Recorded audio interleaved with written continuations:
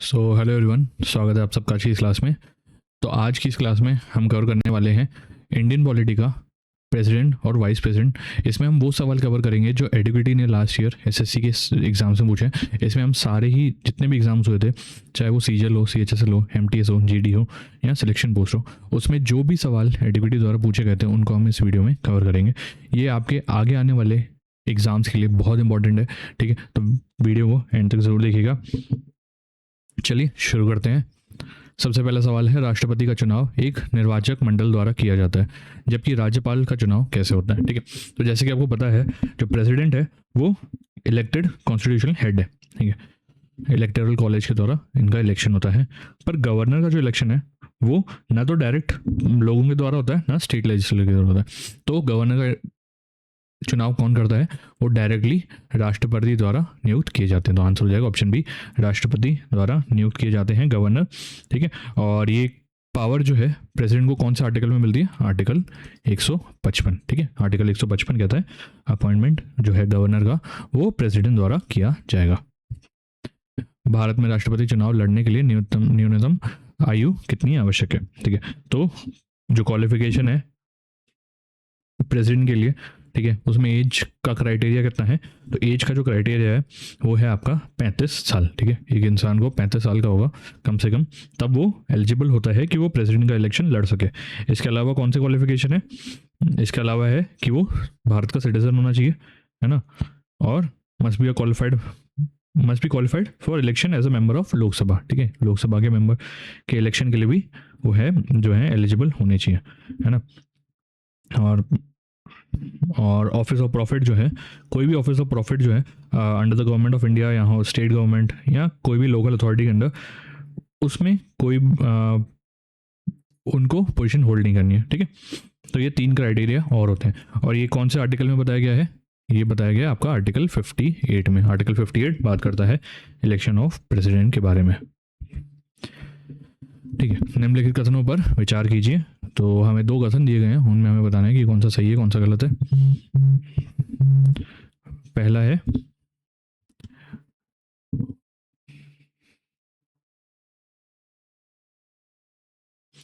राष्ट्रपति और राज्यपाल दोनों अनुच्छेद 72 के तहत क्षमादान दे सकते हैं, ठीक है। तो बिल्कुल गलत है ये स्टेटमेंट, ठीक है। पहला स्टेटमेंट हमारा गलत है। क्यों? क्योंकि प्रेसिडेंट जो है वो तो आर्टिकल अनुच्छेद 72 के तहत दे सकते हैं, है ना। पर जो राज्यपाल की पावर है, गवर्नर की जो पावर है, वो आर्टिकल 161 में बताई हुई है, ठीक है। जो क्षमादान की जो पावर है ना, पार्डनिंग पावर, वो आर्टिकल 161 में बताई हुई है, ठीक है। तो पहला स्टेटमेंट तो हमारा गलत हो गया। राज्यपाल मृत्युदंड के मामलों में क्षमादान नहीं दे सकते हैं, ठीक है, ये बिल्कुल सही है। राज्यपाल जो है वो मृत्युदंड के मामलों में क्षमादान नहीं दे सकते। सस्पेंड कर सकते हैं, रेमिट कर सकते हैं या कम्यूट कर सकते हैं, ठीक है, डेथ सेंटेंस को। आर्टिकल 161 के तहत ही, ठीक है, पर क्षमादान नहीं दे सकते, है ना। तो दूसरा हमारा स्टेटमेंट गलत हो जाएगा। तो हमसे पूछा है कि इनमें से कौन सा कथन सही है, तो हमारा आंसर हो जाएगा केवल 2, ओनली 2 जो है वो सही है। रिक्त स्थान भरना है, ठीक है। राज्य विधानमंडल द्वारा विधेयक पारित किए जाने के बाद भी राज्यपाल इसे विचार के लिए कहाँ भेज सकते हैं, ठीक है। तो राज्यपाल कहाँ भेज सकते हैं? तो राज्यपाल इसको भेज सकते हैं प्रेसिडेंट के पास, ठीक है। राष्ट्रपति के बाद भेजा जा सकता है। राष्ट्रपति उसके बाद उस पर जो है अपनी जो सहमति दे सकते हैं, असेंट दे सकते हैं, ठीक है, विद होल्ड कर सकते हैं असेंट, ठीक है। और कुछ मामलों में जो है बिल को वापस भेज सकते हैं कंसिडरेशन के लिए, ठीक है। तो ये पावर होती है प्रेसिडेंट के बाद। अब आर्टिकल से रिलेटेड देख लें, ठीक है। जो गवर्नर के पास असेंट के लिए जाते हैं बिल्स, वो कौन से आर्टिकल में आते हैं? वो आते हैं आर्टिकल 200 में, ठीक है। पर आर्टिकल 201 जो है, ठीक है, वो बात करता है उन बिल्स के बारे में जो रिजर्व्ड है for consideration of the president, ठीक है। वो आर्टिकल 201 में बात करते हैं। किस अनुच्छेद के तहत राष्ट्रपति संसद के सत्र में न होने पर अध्यादेश जारी कर सकता है और ये कितने समय तक प्रभावी रहता है, ठीक है। तो ये कितने समय तक प्रभावी रहता है और किस आर्टिकल के तहत ये जारी कर सकते हैं। ठीक है, तो ये होता है आर्टिकल 131 में। ठीक है, आर्टिकल 131 में होता है। कब तक के लिए होता है? संसद के पुनः एकत्र होने तक या उसके बाद 6 सप्ताह तक। तो आंसर हो जाएगा ऑप्शन ए, अनुच्छेद 123 संसद के पुनः एकत्र होने तक या फिर उसके बाद 6 सप्ताह तक। ठीक है, ये कब होता है? जब दोनों ही हाउस ऑफ पार्लियामेंट सेशन में ना हो और इमीडिएट एक्शन जो है वो नेसेसरी होता है। ठीक है, तो प्रेसिडेंट के पास से पावर होती है कि वो जो भी ऑर्डिनेंस है उसको प्रोमगलेट कर सकें ना। इसमें जो ऑर्डिनेंस होता है उसके पास एक्ट ऑफ पार्लियामेंट की जो पावर है, मतलब सेम फोर्स होती है। ठीक है, पर वो पार्लियामेंट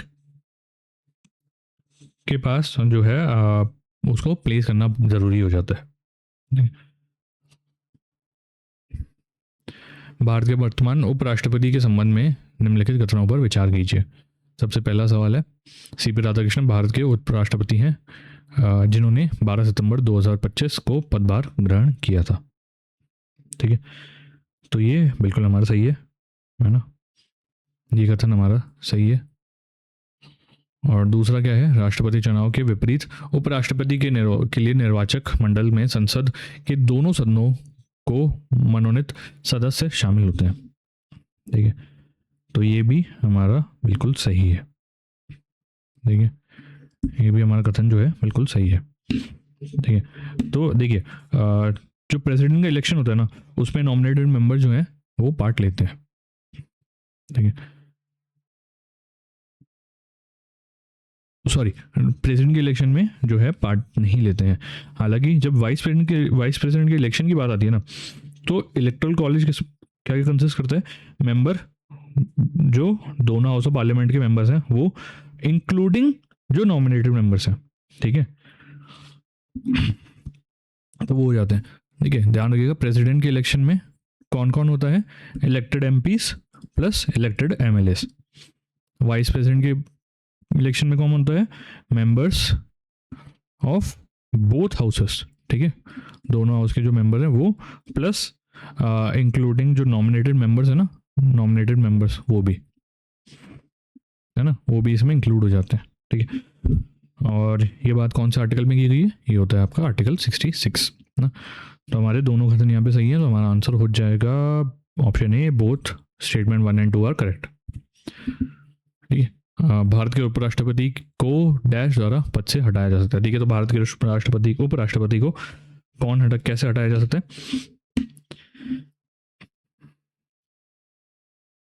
ठीक है, तो देखिए वाइस प्रेसिडेंट को जो है हटाने का जो रेजोल्यूशन है ना, वो वाइस प्रेसिडेंट को राज्यसभा के रेजोल्यूशन के द्वारा भी हटाया जा सकता है। ठीक है, पर वो जो रेजोल्यूशन है वो लोकसभा में पास होना चाहिए, है ना। ठीक है, तो इसलिए हमारा आंसर हो जाएगा राज्यसभा द्वारा पारित और लोकसभा द्वारा सहमति प्राप्त प्रस्ताव। ठीक है, तो आंसर हो जाएगा option B, resolution pass by the council of states agreed by the house of people, है ना। और ये कौन से आर्टिकल में प्रोसेस बताया हुआ है? ये बताया हुआ है 67B में। भारत के राष्ट्रपति कितने वर्षों के तक पद पर रहते हैं? तो कितने वर्षों तक पद पर रहेंगे? तो वो रहते हैं 5 साल तक। आंसर हो जाएगा ऑप्शन सी, 5 years। ठीक है, राष्ट्रपति के टेन्योर की बात कौन से आर्टिकल में करी गई है? आर्टिकल 56 में। ठीक है, 56 बताता है कि कितने सालों तक जो प्रेसिडेंट है वो जो ऑफिस है वो होल्ड करेंगे। निम्नलिखित में से कौन सी वीटो शक्ति भारत के राष्ट्रपति को उपलब्ध नहीं है? ठीक है, तो इनमें से कौन सी वीटो पावर नहीं है भारत के राष्ट्रपति के पास? तो वो है आपकी क्वालिफाइड वीटो। ठीक है, एब्सोल्यूट वीटो, पूर्ण वीटो, पॉकेट वीटो और निलंबकारी यानी कि सस्पेंसिव वीटो, तीनों ही है। ठीक है, क्वालिफाइड वीटो नहीं है। भारत के राष्ट्रपति का चुनाव लड़ने के लिए निम्नलिखित में से कौन सी योग्यता आवश्यक है?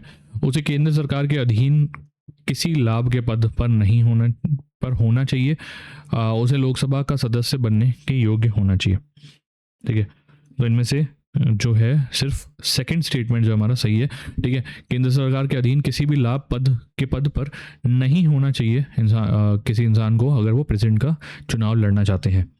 ठीक है, तो हमारा आंसर हो जाएगा ओनली 2, ऑप्शन बी जो है केवल 2 हमारा सही जवाब है। और प्रेसिडेंट की इलेक्शन से रिलेटेड आर्टिकल कौन सा है? आर्टिकल 58। भारतीय संविधान में निम्नलिखित में से कौन सा अनुच्छेद यह निर्धारित करता है कि भारत का एक उपराष्ट्रपति होगा? ठीक है, तो भारत का उपराष्ट्रपति की अगर बात करें तो वो आता है अनुच्छेद 63 में। आर्टिकल 63 बात करता है कि there shall be a vice president of India, है ना, भारत का एक उपराष्ट्रपति होगा, ये बात करता है आर्टिकल 63। भारत के 15th राष्ट्रपति कौन है? ये जो है लास्ट ईयर सिलेक्शन पोस्ट का जो पेपर हुआ था उसमें सवाल आया था। ठीक है, तो देख सकते हैं कई बार जो बिल्कुल इजी सवाल हो सकते हैं जो आपने सोचे नहीं हो वो भी पूछ लेता है। ठीक है, खैर 15वें राष्ट्रपति की बात करें तो वो कौन है? वो है आपकी द्रौपदी मुर्मू। द्रौपदी मुर्मू जो है 15th प्रेसिडेंट है और पहली ट्राइबल वुमेन है जो भारत की प्रेसिडेंट बनी है। ठीक है, और भारतीय संविधान का कौन सा अनुच्छेद है जो बोलता है कि there shall be a president of India? वो है आपका आर्टिकल 52। आर्टिकल 52 कहता है कि भारत के पास एक राष्ट्रपति होगा। निम्नलिखित में से कौन सी परिस्थिति भारत के राष्ट्रपति के महाभियोग का वैध आधार बन सकती है? इम्पीचमेंट का जो इम्पीचमेंट ऑफ द प्रेसिडेंट का जो वो वैलिडली लीड कौन सा बन सकता है? इनमें से कौन से सिनेरियो में हो सकता है? तो देखिए कॉन्स्टिट्यूशन क्या कहता है? कॉन्स्टिट्यूशन कहता है कि president can be impeached for violation of the constitution. ठीक है, अगर वायलेशन हो कॉन्स्टिट्यूशन का तो प्रेसिडेंट जो है उनको उसको इम्पीचमेंट प्रोसेस चालू किया जा सकता है। ठीक है, तो हमारा आंसर हो जाएगा जानबूझकर संवैधानिक प्रावधान के विरुद्ध कार्य करना। आंसर हो जाएगा ऑप्शन सी। ठीक है, और एक बात ध्यान रखिएगा, इम्पीचमेंट का जो प्रोसेस है वो किसी भी हाउस ऑफ पार्लियामेंट में इनिशिएट किया जा सकता है। 2022 में एम वेंकैया नायडू के बाद भारत के उपराष्ट्रपति कौन बने थे? तो एम वेंकैया नायडू जो थे 2017 से 22 तक जो है भारत के वाइस प्रेसिडेंट रहे थे। उनको सक्सीड किसने करा था? उनको सक्सीड करा था जगदीप धनखड़ ने। ठीक है, आंसर हो जाएगा ऑप्शन ए जगदीप धनखड़। भारत का उपराष्ट्रपति सरकार की किस शाखा का हिस्सा रहता है? ठीक है, तो वाइस प्रेसिडेंट जो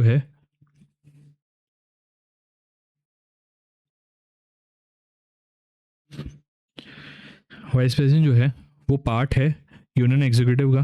ठीक है, क्यों? क्योंकि जो ऑफिस है वो पार्ट 5 चैप्टर 1 के अंदर एस्टैब्लिश्ड है। ठीक है, तो एग्जीक्यूटिव का भी पार्ट है vice president, but at the same time जो वाइस प्रेसिडेंट है वो एक्स ऑफिशियो चेयरमैन होता है किसका? राज्यसभा का। ठीक है, राज्यसभा का भी एक्स ऑफिशियो चेयरमैन होता है। ऑफिस जो है जो ऑफिस क्लोजली रिलेटेड कनेक्टेड किससे? लेजिस्लेचर से। ठीक है, तो उपराष्ट्रपति जो है वो एग्जीक्यूटिव और लेजिस्लेटिव दोनों का ही हिस्सा हो जाता है, कार्यकारी और विधायी दोनों का ही हिस्सा है ना। और ये जो एक्स ऑफिशियो चेयरमैन राज्यसभा के रहेंगे वो उसकी बात होती है आर्टिकल 64 में। ठीक है, ध्यान रखिएगा, वाइस प्रेसिडेंट जो है वो एक्स ऑफिशियो चेयरमैन रहेगा राज्यसभा का, वो बात होती है आर्टिकल 64 में। भारत के राष्ट्रपति के चुनाव से संबंधित विवादों को हल करने के लिए कौन सा निकाय जिम्मेदार है? ठीक है, तो जो डिस्प्यूट होते हैं concerning the election of president और वाइस प्रेसिडेंट उसको कौन रिजॉल्व करेगा? तो इसकी जो फाइनल अथॉरिटी है वो होती है आपकी सुप्रीम कोर्ट के पास। ठीक है, तो आंसर हो जाएगा ऑप्शन बी सुप्रीम कोर्ट, और सुप्रीम कोर्ट को ये पावर मिली है आर्टिकल 71 में।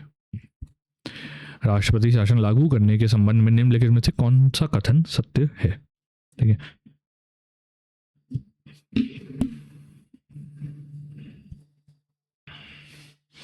तो देखिए अगर बात करें राष्ट्रपति शासन के बारे में, है ना, तो इनमें से कौन सा कथन सही है? तो इनमें से देखिए पहला कथन जो है राज्यपाल की सिफारिश से राज्य सरकार को बर्खास्त किया जा सकता है भले ही उसे बहुमत प्राप्त हो। ठीक है, तो ये बिल्कुल सही है। क्यों? क्योंकि आर्टिकल 356 जो है वो पावर देता है प्रेसिडेंट को कि प्रेसिडेंट रूल लागू किया जा सके अगर प्रेसिडेंट सेटिस्फाइड है कि जो गवर्नमेंट ऑफ स्टेट है, ठीक है, government of a state can not be carried on according to the constitution, है ना। तो इस केस में जो है प्रेसिडेंट रूल लागू किया जा सकता है, ठीक है। तो आंसर हमारा हो जाएगा ऑप्शन ए, है ना। और इससे रिलेटेड आर्टिकल की बात करें, कौन सा है, 356, आर्टिकल 356 में ये उल्लेख किया गया है।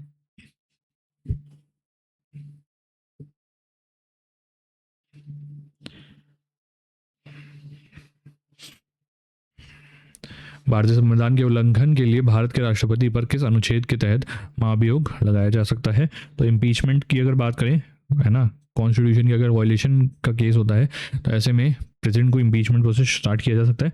और वो कौन से आर्टिकल में बताया गया, वो बताया गया आर्टिकल 61 में। आंसर हो जाएगा ऑप्शन बी, आर्टिकल 61। ठीक है, आर्टिकल 60 किसकी बात करता है, ओथ ऑफ द प्रेसिडेंट, उसकी बात करता है आर्टिकल 60। निम्नलिखित में से कौन भारत के राष्ट्रपति पर महाभियोग लगा सकता है। ठीक है, तो इम्पीचमेंट जो है वो कहाँ पे लगाया जा सकता है, तो वो पार्लियामेंट में ही चालू हो सकता है इम्पीचमेंट का प्रोसेस। ठीक है, किसी भी हाउस ऑफ पार्लियामेंट में ये इनिशिएट हो सकता है। उपराष्ट्रपति के वेतन और भत्तों का निर्धारण कौन करता है। तो वाइस प्रेसिडेंट की जो अलाउंसेस और सैलरी होगी उसका निर्धारण कौन करता है। तो देखिए, कॉन्स्टिट्यूशन जो है वो फिक्स नहीं करता वाइस प्रेसिडेंट की सैलरी, ठीक है, डायरेक्टली। तो ये जो सैलरी है वो डिसाइड की जाती है आपकी पार्लियामेंट द्वारा, संसद द्वारा ये निर्धारित की जाती है, और ये उल्लेख किया गया है आर्टिकल 97 में। उपराष्ट्रपति अपना इस्तीफा किसे सौंपकर पद से इस्तीफा दे सकता है। तो वाइस प्रेसिडेंट किसको अपना रेजिग्नेशन सबमिट करेंगे, तो वो करेंगे आपके प्रेसिडेंट ऑफ इंडिया को, राष्ट्रपति को अपना इस्तीफा सौंपते हैं। भारत के राष्ट्रपति के महाभियोग की प्रक्रिया शुरू करने के लिए संसद के कितने सदस्यों की आवश्यकता है। तो देखिए, कितने सदस्यों की आवश्यकता है, तो वो है आपके 1/4 मेंबर। ठीक है, अ चार्ज ऑफ इम्पीचमेंट तभी शुरू होगा जब उसमें जो प्रपोजल है वो at least 1/4 members of the total member of the house sign करेंगे। ठीक है, यानी कि किसी भी सदन के कुल सदस्य संख्या का 1/4। तो आंसर हो जाएगा ऑप्शन सी। ठीक है, और इसमें एक चीज़ और ध्यान रखिएगा, नोटिस पीरियड भी सर्व करना पड़ता है। कितने दिन का, 14 दिन का नोटिस पीरियड सर्व करना पड़ता है। ठीक है, और नहीं, स्वतंत्र उम्मीदवार के रूप में भारत के राष्ट्रपति चुने निर्वाचित होने वाले एकमात्र व्यक्ति कौन थे। ठीक है, the only person elected president of India as a independent candidate. ठीक है, तो वो थे आपके वीवी गिरी। तो आंसर हो जाएगा ऑप्शन सी, वीवी गिरी। 1969 में एज ए इंडिपेंडेंट कैंडिडेट जो है ये प्रेसिडेंट सिलेक्ट हुए थे।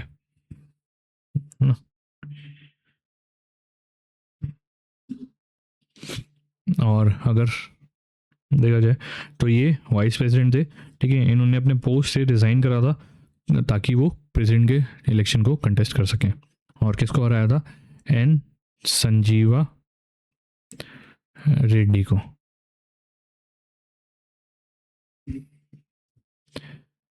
भारतीय संविधान के भाग 5 का कौन सा अध्याय कार्यपालिका से संबंधित है। ठीक है, तो देखिए पार्ट 5 जो है वो उसका कौन सा अध्याय जो है कार्यपालिका से संबंधित है, एग्जीक्यूटिव से संबंधित है, तो वो है आपका पार्ट 1। ठीक है, पार्ट 1 जो है वो डील करता है एग्जीक्यूटिव से, सेकंड डील करता है आपका पार्लियामेंट से, थर्ड डील करता है आपका लेजिस्लेटिव पावर ऑफ प्रेसिडेंट, और फोर्थ डील करता है आपका यूनियन जुडिशरी से।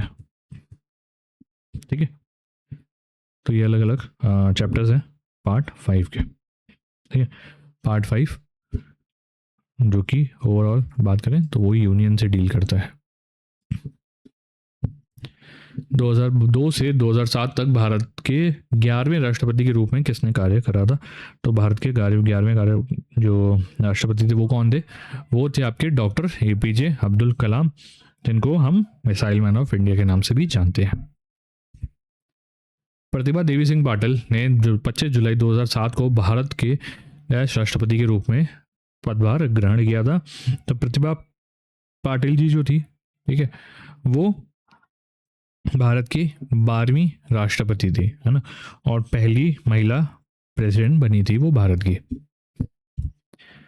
राष्ट्रपति और उपराष्ट्रपति दोनों के पद रिक्त होने पर की स्थिति में राष्ट्रपति के रूप में कौन कार्य करता है? तो देखिए, अगर दोनों ऑफिस वेकेंट हो जाएं, राष्ट्रपति और उपराष्ट्रपति दोनों ही जो ऑफिस है अगर वो वेकेंट हो जाए, तो ऐसे केस में कौन बनेगा, कौन उनका जो है पदभार संभालता है? वो करता है भारत के मुख्य न्यायाधीश यानी कि chief justice of India. In case chief justice of India भी नहीं है तो जो सबसे सीनियर मोस्ट अवेलेबल जज होगा सुप्रीम कोर्ट का, वो जो है एक्ट करेंगे एज अ प्रेसिडेंट। वित्त आयोग के अध्यक्ष और सदस्यों की नियुक्ति कौन करता है? तो फाइनेंस कमीशन के चेयरमैन और मेंबर्स की अगर नियुक्ति की बात की जाए तो वो की जाती है प्रेसिडेंट यानी कि राष्ट्रपति द्वारा, ठीक है। कितने साल के लिए? 5 साल के लिए नियुक्ति की जाती है ना। चेयरमैन होते हैं और कितने सदस्य हैं? 4 सदस्य हैं। और ये पावर किसके अंडर में, कौन सा आर्टिकल में दी गई है? आर्टिकल 280 में पावर दी गई है। कौन से भारतीय नेता ने 1992 से 97 तक भारत के राष्ट्रपति के रूप में कार्य किया और संवैधानिक कानून में एक विशिष्ट शैक्षणिक पृष्ठभूमि रखी? ठीक है, तो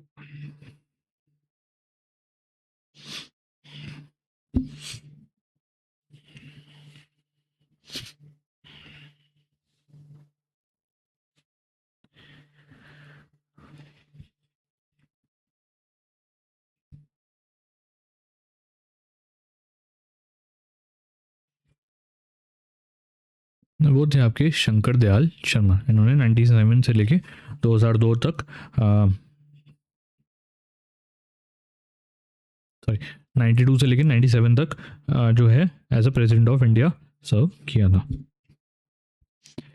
भारतीय संविधान के अनुच्छेद 53 किससे संबंधित है? तो 53 अगर आर्टिकल 53 की अगर बात करें तो वो किससे डील करता है? वो डील करता है executive power of the union, है ना।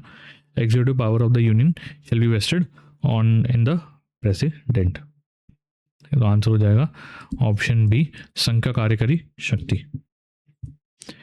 भारत के राष्ट्रपति के पद में मृत्यु, त्यागपत्र या हटाए जाने अथवा अन्यथा उत्पन्न हुई रिक्ति को भरने के लिए चुनाव यथाशीघ्र और किसी भी स्थिति में रिक्ति उत्पन्न होने की तारीख से कितने महीने के बाद नहीं कराया जाएगा?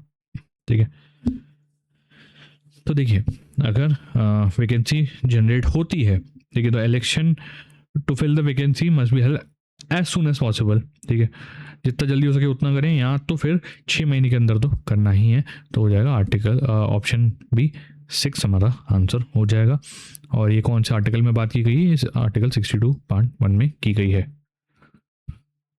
उच्च न्यायालय में न्यायाधीशों की संख्या कौन तय करता है? तो देखिए, नंबर ऑफ जजेस जो हैं हाई कोर्ट के, वो उसकी संख्या कौन डिसाइड करता है? वो करते हैं आपके भारत के राष्ट्रपति। तो आंसर हो जाएगा ऑप्शन ए, भारत के राष्ट्रपति।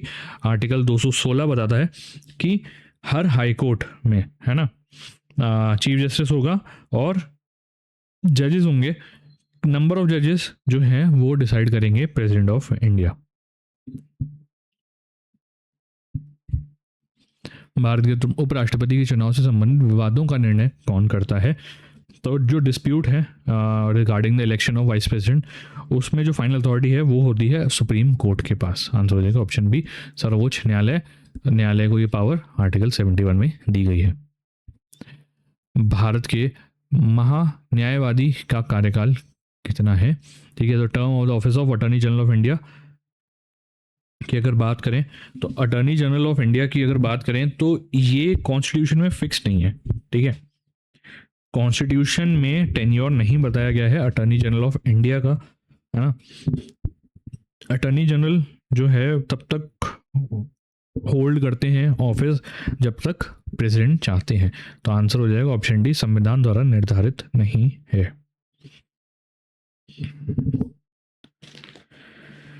ठीक है, और ये बात होती है आपके आर्टिकल 76 में। कौन सा अनुच्छेद राष्ट्रपति को कुछ मामलों में समाधान, दंड विराम, दंड विराम विराम, दंड में छूट या दंड को कम करने की शक्ति प्रदान करता है? तो आर्टिकल 72 जो है वो पावर देता है प्रेसिडेंट को pardon, reprieve, respite, remission, commutation, ठीक है, इन सब की पावर देता है। भारत के राष्ट्रपति के चुनाव से संबंधित विवादों का निर्णय करने का अंतिम अधिकार किसके पास है? ठीक है, तो ये जो फाइनल पावर है, सेम जैसे प्रेसिडेंट इलेक्शन हो या चाहे वाइस प्रेसिडेंट इलेक्शन हो, पावर होती है सुप्रीम कोर्ट के पास। 12 सदस्य जिनको साहित्य, विज्ञान, कला और समाज सेवा का विशेष ज्ञान होता है, राष्ट्रपति द्वारा सीधे निम्नलिखित में से किस सदन के लिए चुने जाते हैं? ठीक है, तो देखिए डायरेक्टली नहीं चुने जाते, ये नॉमिनेट होते हैं प्रेसिडेंट द्वारा। ठीक है, और ये कौन से हाउस में होते हैं? तो ये होते हैं राज्यसभा में। तो आंसर हो जाएगा ऑप्शन बी, राज्यसभा। यदि किसी राज्य में संवैधानिक तंत्र विफल हो जाए या तो किस अनुच्छेद के तहत राष्ट्रपति उस राज्य में राष्ट्रपति शासन लागू कर सकता है जिसे राज्य शासन प्रशासन पर केंद्र सरकार का नियंत्रण हो जाता है? तो ये पावर दी गई है आर्टिकल 356 में। आंसर हो जाएगा ऑप्शन बी, आर्टिकल 356, जो कि बात करता है प्रेसिडेंट रूल इम्पोज करने की इन केस जो कॉन्स्टिट्यूशन मशीनरी है स्टेट की वो फेल कर जाती है। भारत की संविधान सभा की अध्यक्षता किसने की? संविधान के निर्माण की, देखरेख की और बाद में स्वतंत्र भारत के प्रथम राष्ट्रपति बने। ठीक है, तो ये जो थे वो थे आपके राजेंद्र प्रसाद। ठीक है, राजेंद्र प्रसाद परमानेंट चेयरमैन थे, प्रेसिडेंट थे कॉन्स्टिट्यूशन असेंबली के, और इंडिपेंडेंट इंडिया के पहले जो है चेयरमैन प्रेसिडेंट बने थे। ठीक है, अब इसमें एक चीज़ देखिएगा, परमानेंट प्रेसिडेंट की अगर बात करें ना तो राजेंद्र प्रसाद थे। ठीक है, एक टेम्पररी चेयरमैन भी थे, है ना, कॉन्स्टिट्यूशन असेंबली के। कौन थे वो? डॉक्टर सच्चिदानंद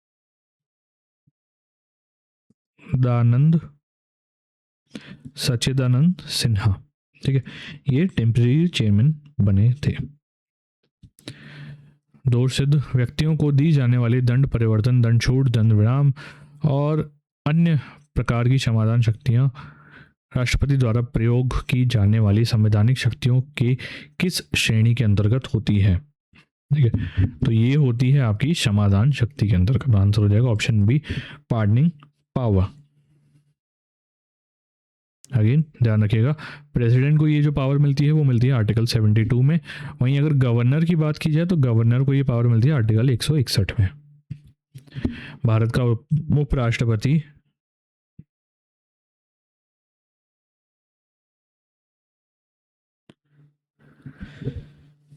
भारत के उपराष्ट्रपति का चुनाव किस विधि द्वारा किया जाता है? तो भारत का जो है प्रेसिडेंट का जो इलेक्शन है वो डायरेक्ट इलेक्शन नहीं होता है जो सिटीजन करें, वो होता है आपका इलेक्टोरल कॉलेज, निर्वाचक मंडल द्वारा ना। इसमें कौन कौन होते हैं? इलेक्टेड मेंबर्स लोकसभा के, राज्यसभा के, स्टेट लेजिस्लेटिव असेंबली के, ठीक है, और लेजिस्लेटिव असेंबली दिल्ली पौंडीचेरी दोनों के, है ना। नॉमिनेटेड मेंबर्स नहीं होते हैं, सिर्फ इलेक्टेड मेंबर्स ही इसमें हिस्सा लेते हैं, ध्यान रखिएगा।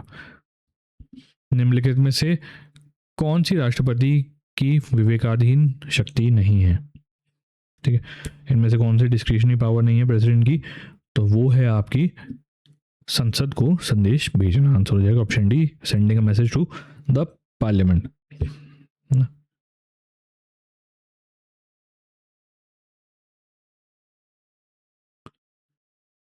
ये डिस्क्रिशनरी पावर नहीं है, पर कॉन्स्टिट्यूशन पावर है to send messages to either house और both the houses of parliament.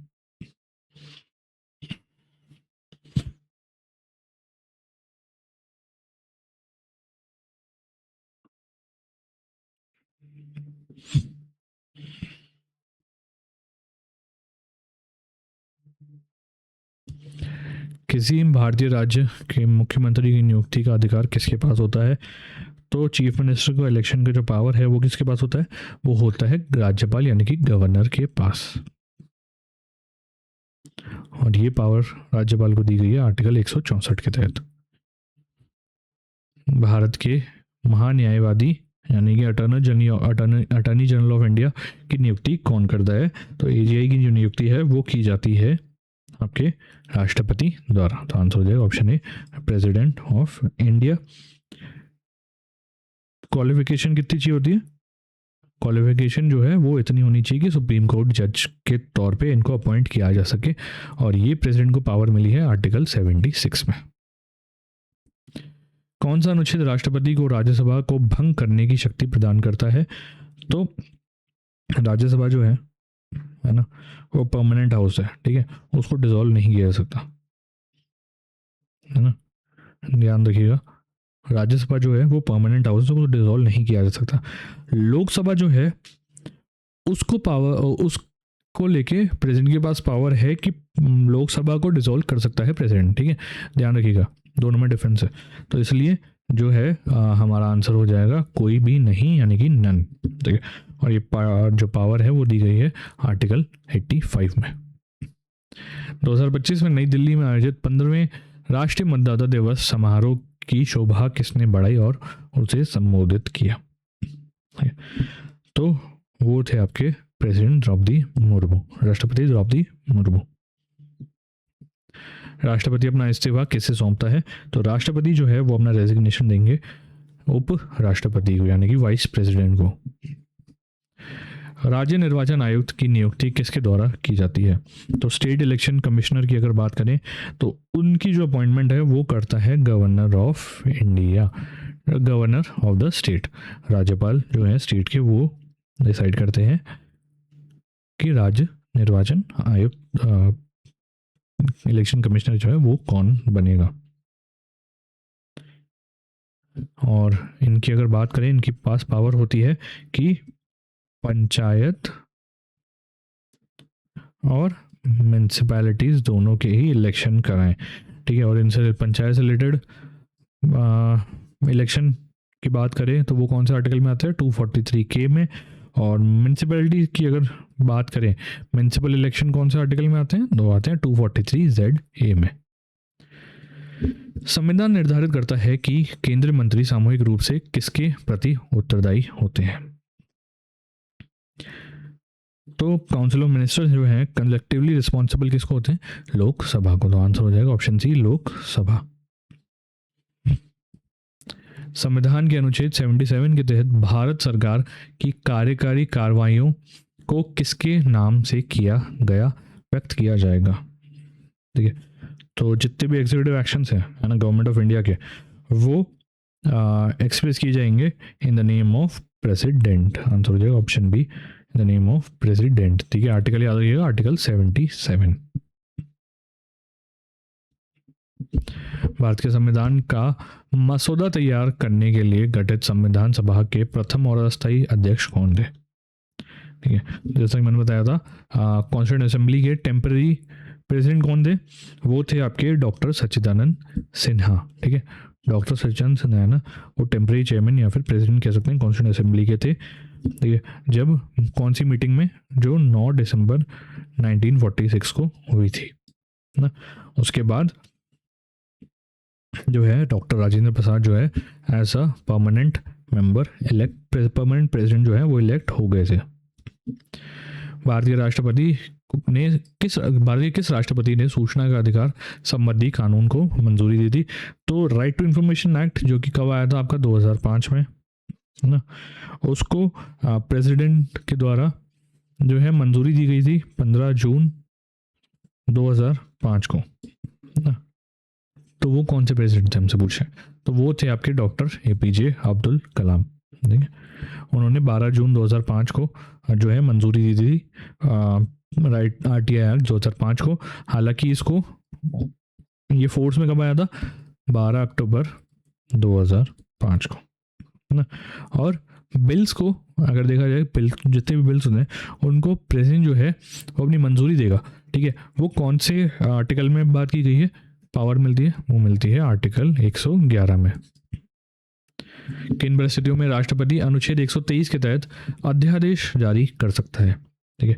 तो कौन से सर्कमस्टेंसेस होते हैं, तो देखिए आर्टिकल 123 जो है वो अलाउ करता है प्रेसिडेंट को to promulgate an ordinance when both houses of parliament are not in session, ठीक है। तो इसलिए हमारा आंसर क्या हो जाएगा, संसद सत्र में न होने पर।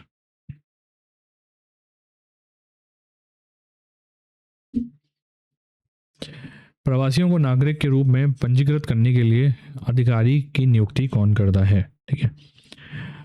कौन है जो ऑफिसर होता है for registering migrants as citizen, तो उनकी नियुक्ति कौन करता है, तो उनकी नियुक्ति की जाती है आपके central government of India, Bharat की केंद्र सरकार द्वारा। भारतीय संविधान के किस प्रावधान के तहत राष्ट्रपति लोकसभा को भंग कर सकता है, तो जैसे मैंने बताया था राज्यसभा जो है परमानेंट हाउस है, कैन नॉट बी डिसॉल्व, उसको डिसॉल्व नहीं किया जा सकता, उसको भंग नहीं किया जा सकता। सिर्फ लोकसभा जो है उनको डिसॉल्व यहाँ भंग कर सकते हैं। और ये पावर किसके तहत मिली हुई, ये मिली हुई आर्टिकल 85 के अंदर, ठीक है। आंसर हो जाएगा ऑप्शन 85। चलिए इसी के साथ आज की क्लास यहीं समाप्त होती है। उम्मीद करता हूँ सेशन पसंद आया होगा, हेल्पफुल रहा होगा, ठीक है। कमेंट करके ज़रूर बताइएगा अगर कोई डाउट हो, या फिर अगर चाहते हैं कि कोई दूसरा टॉपिक हम जो कवर करें, ठीक है, जो एडिविटी से रिलेटेड, जो एडिविटी ने जो सवाल पूछे हैं उससे रिलेटेड कोई अगर आपको चाहिए कि आप कि नेक्स्ट हम कौन सा जो टॉपिक है वो कवर करें, तो वो ज़रूर बताइएगा मुझे, है ना। और चैनल को सब्सक्राइब कर लीजिए ताकि आगे ऐसे इन्फॉर्मेटिव वीडियोस आपको मिलते रहें। तब तक के लिए मिलते हैं क्लास में, बाय बाय।